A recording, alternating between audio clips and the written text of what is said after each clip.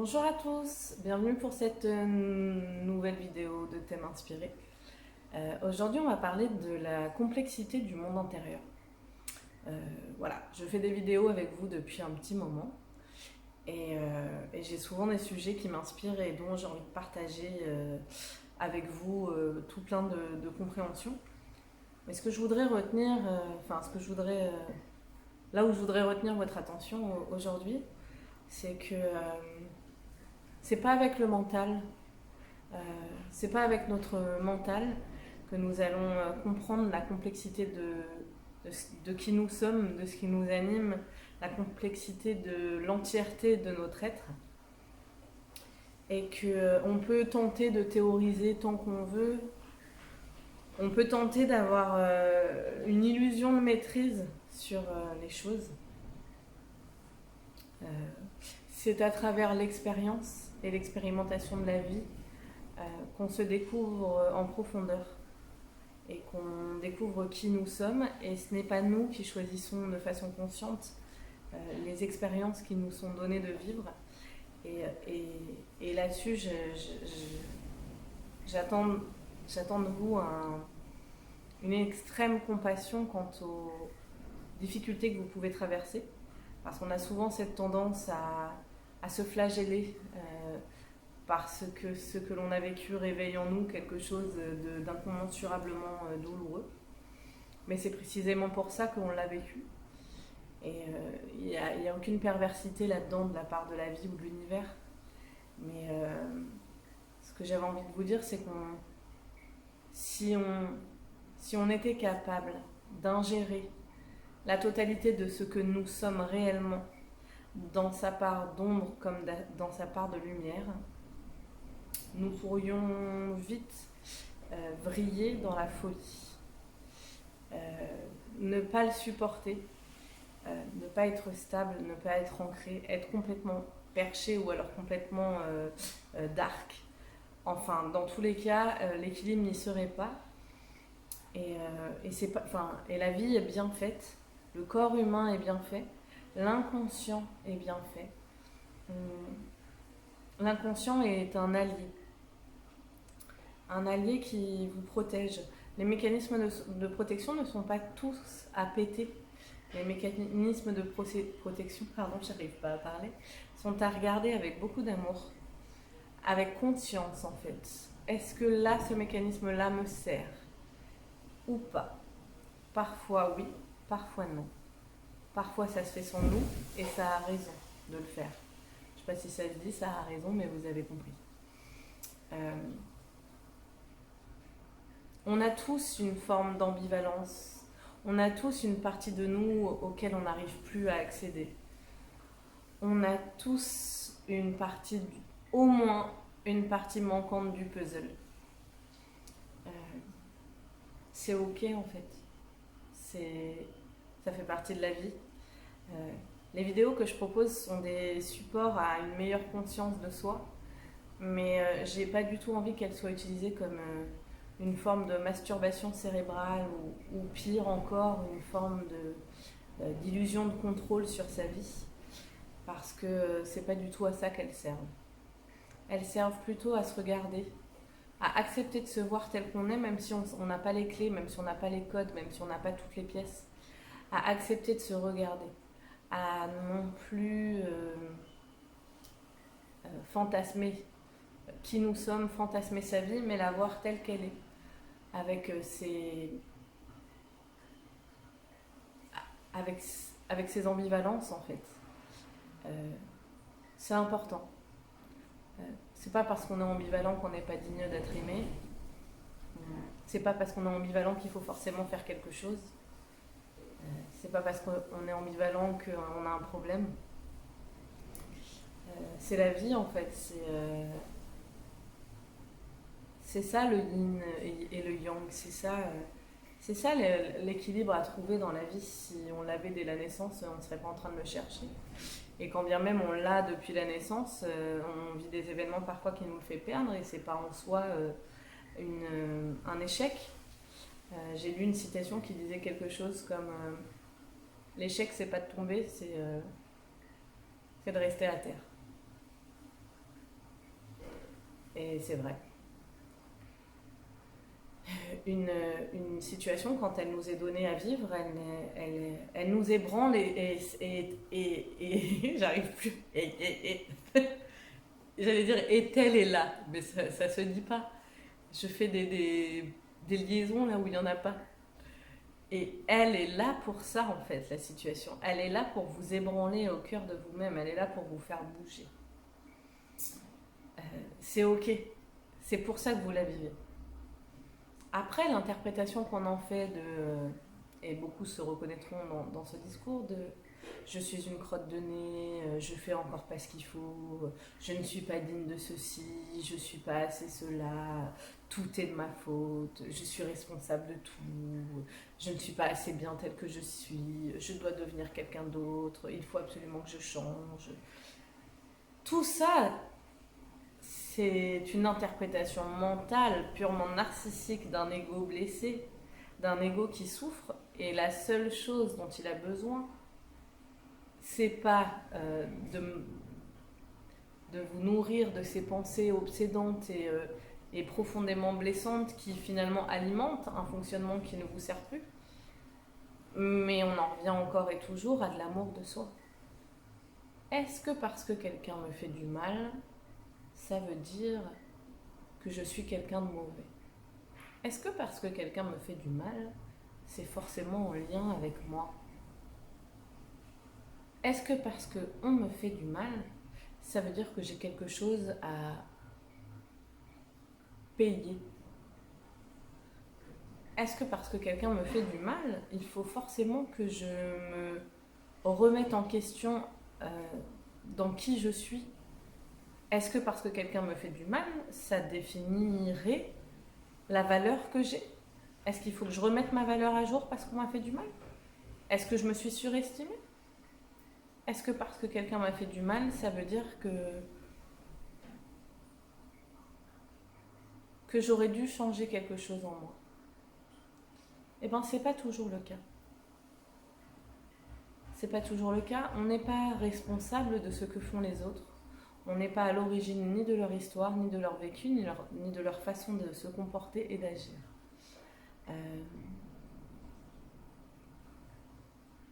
On est à l'origine de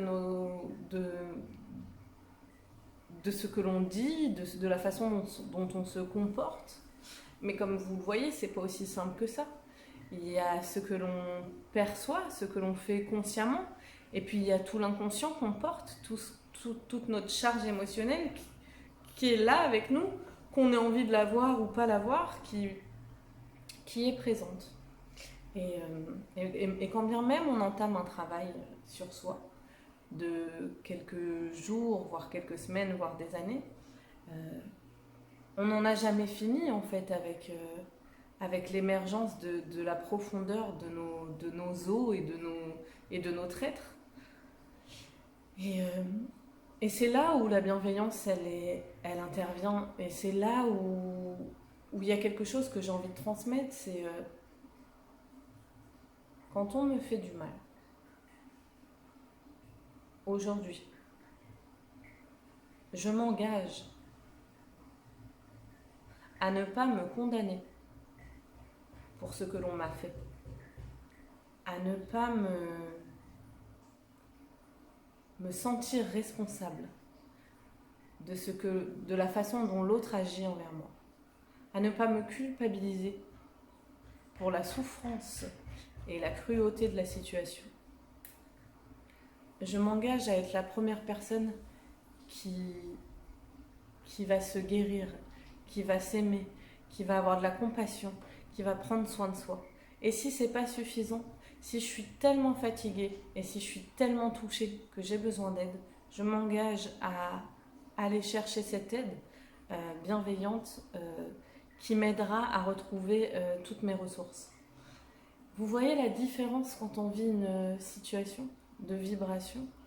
Finalement, en fait, faut rester humble, vraiment, hein. Que vous soyez spirituel ou pas spirituel, mais je vous en supplie, restez humble. L'univers, c'est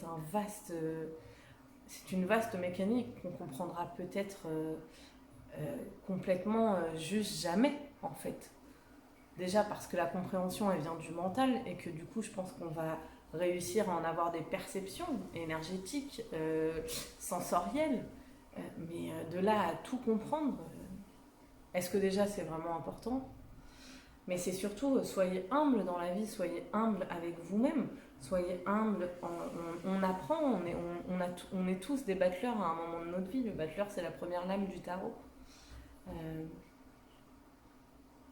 Ouais, c'était important que je vous dise ça parce que on a une tendance à être dans une exigence quand on commence à reprendre un petit peu le pouvoir sur sa vie, ou en tout cas avoir l'illusion de le reprendre.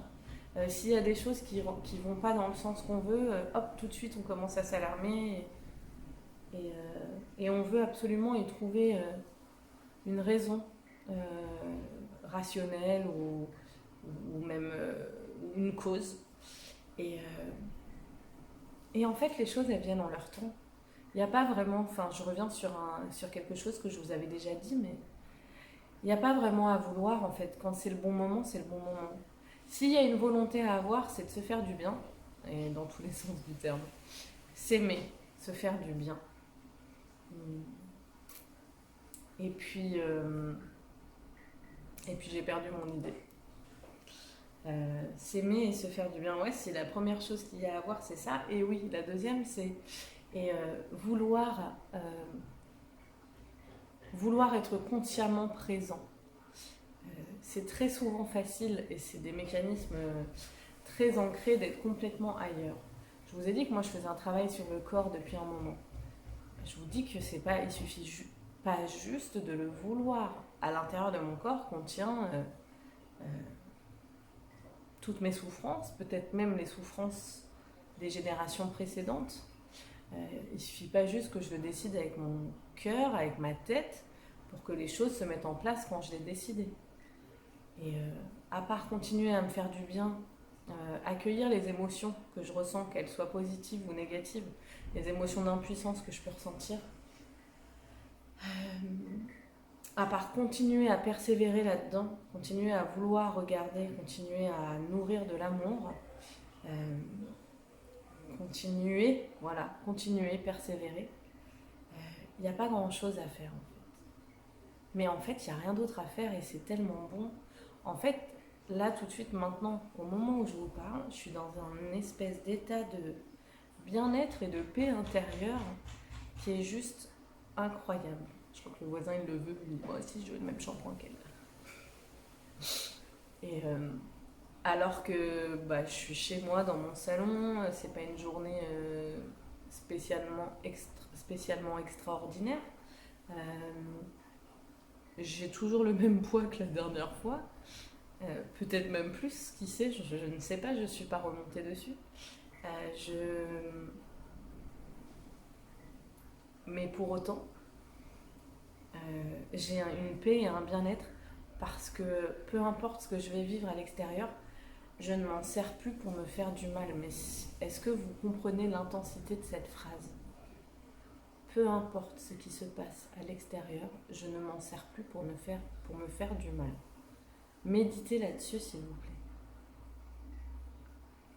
Peu importe ce que vous vivez, ne l'utilisez plus pour vous faire du mal, pour vous desservir, pour vous rabaisser, pour nourrir n'importe quoi qui ne vous fait pas du bien.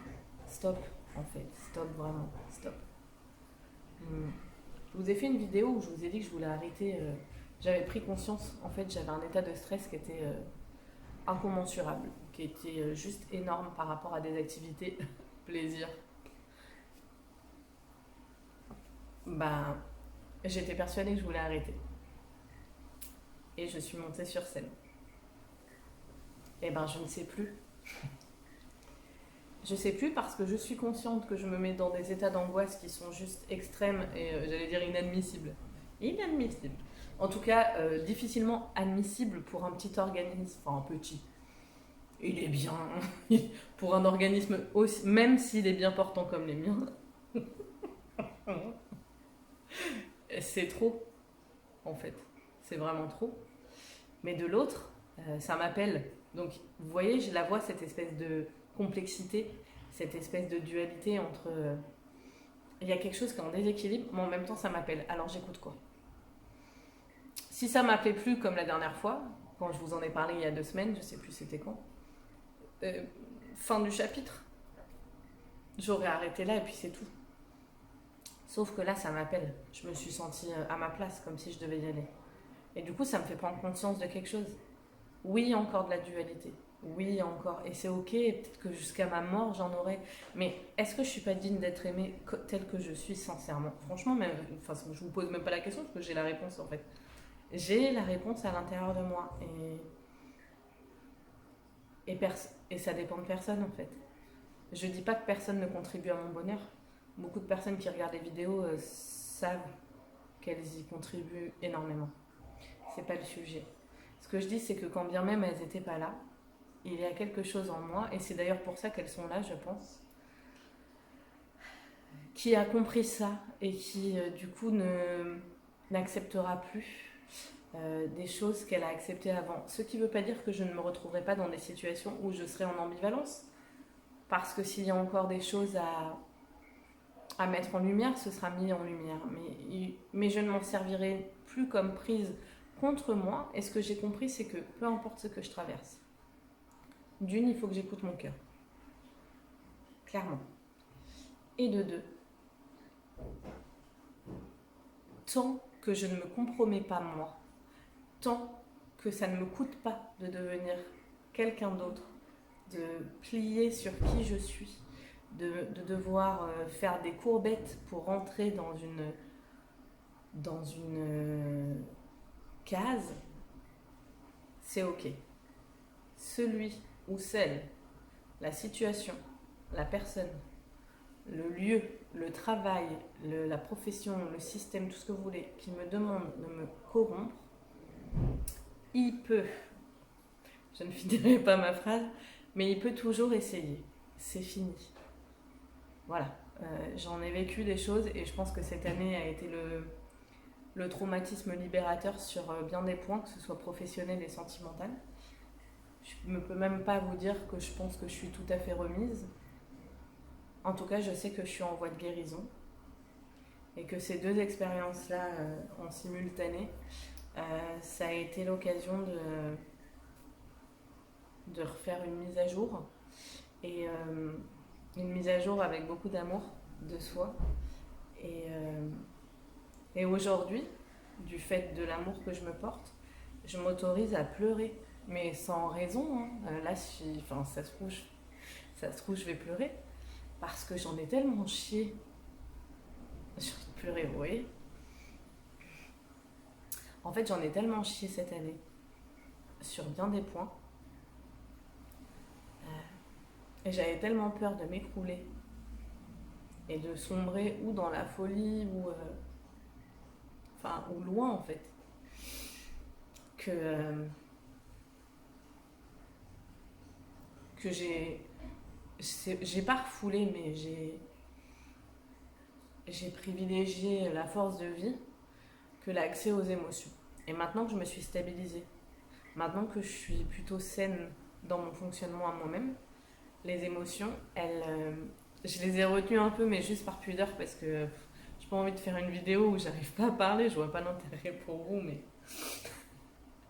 mais c'est là. Mes émotions, elles peuvent venir aujourd'hui. Et je les accueillerai par parcimonie si elles arrivent par parcimonie, en rafale si elles arrivent en rafale. Mais je les accueillerai et je prendrai le temps en fait. Je prendrai le temps de me bichonner, je prendrai le temps de me faire des bisous. Et je vous invite à la même chose en fait. Je vous invite à cette douceur parce que la seule chose que je peux vous dire, et ça c'est sûr, je l'ai palpé et je l'ai ressenti. Quand on s'accorde enfin cette bienveillance à soi, pas aux autres, hein, à soi, il y a tout qui change. Il y a tout qui se clôture, il y a tout qui change. Quand on persévère là-dedans, quand on prend... Enfin voilà, ça ne se fera pas en une journée, mais je vous jure que vous verrez les choses changer. Je vous l'assure. Et parfois, on se croit bienveillant.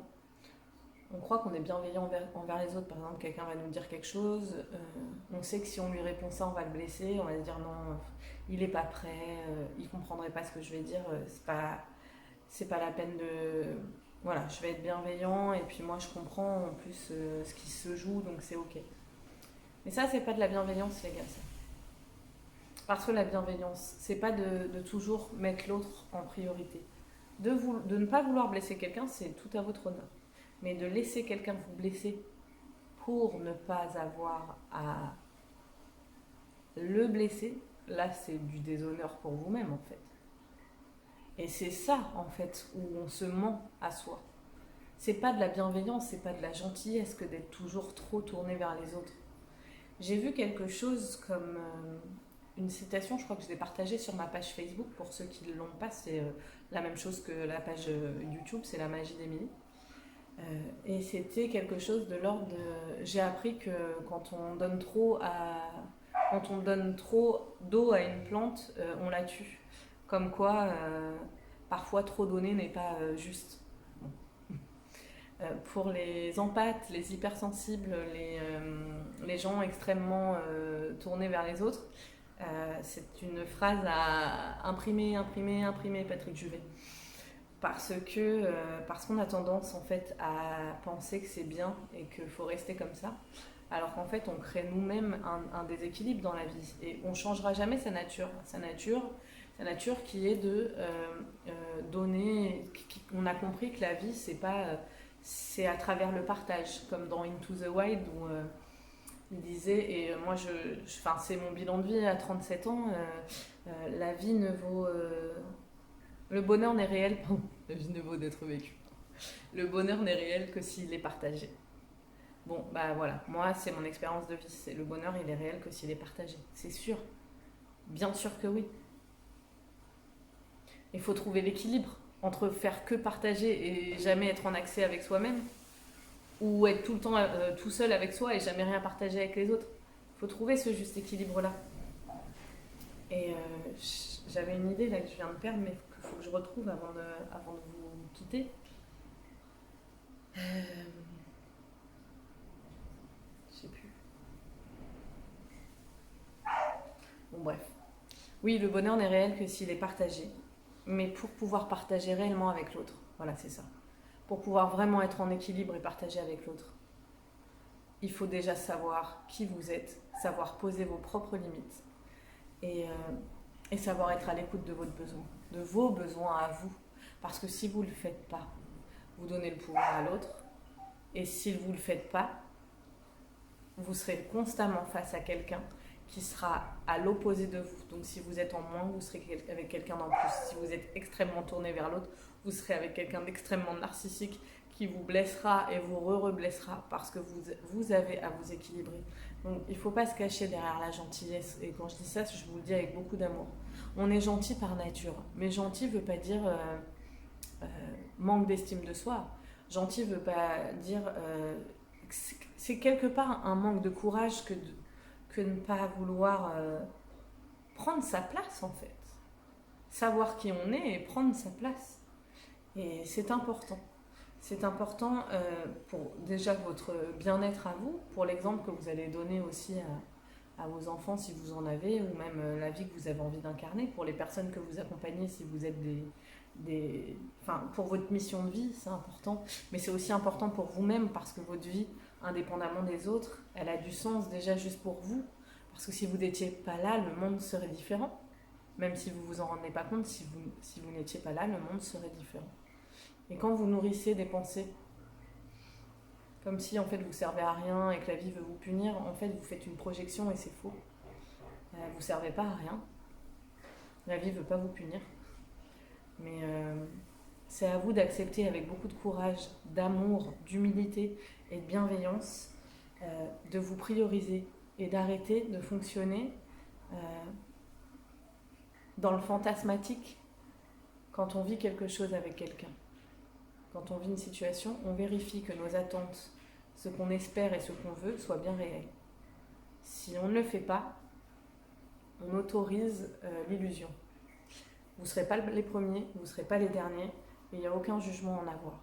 Il y a juste à accepter de regarder. Et juste de se dire, j'ai vécu dans l'illusion, ou je vis dans l'illusion, ou je me rends compte que je vis dans l'illusion, c'est déjà un grand, grand pas. Voilà, j'ai fini pour cette vidéo. J'ai l'impression d'avoir avalé un Bouddha. C'est peut-être pour ça le poids. Mais un joli Bouddha. Je vous remercie de m'avoir écouté. Je vous dis à bientôt pour les prochaines vidéos. N'hésitez pas si vous avez un thème, parce que aujourd'hui par exemple, cette semaine, j'avais pas spécialement des fois c'est évident, des fois ça l'est moins, même si j'aime beaucoup le thème que j'ai abordé avec vous. Mais en tout cas, n'hésitez pas si vous voulez me proposer des thèmes, des choses qui vous intéressent j'ai pas le mot, mais à traiter. Bon, traiter, c'est pas le terme, mais à échanger dessus, voilà. N'hésitez pas à me le proposer, et n'hésitez pas à liker, à partager les vidéos, à vous abonner si ce n'est pas le cas, à faire des commentaires ou à m'envoyer un mail pour me dire si vous me suivez et que vous êtes pudique, vous ne voulez pas que les commentaires se voient, ce que ça vous renvoie ces vidéos. Et puis me proposer des thèmes si pareil vous voulez respecter votre intimité. Voilà.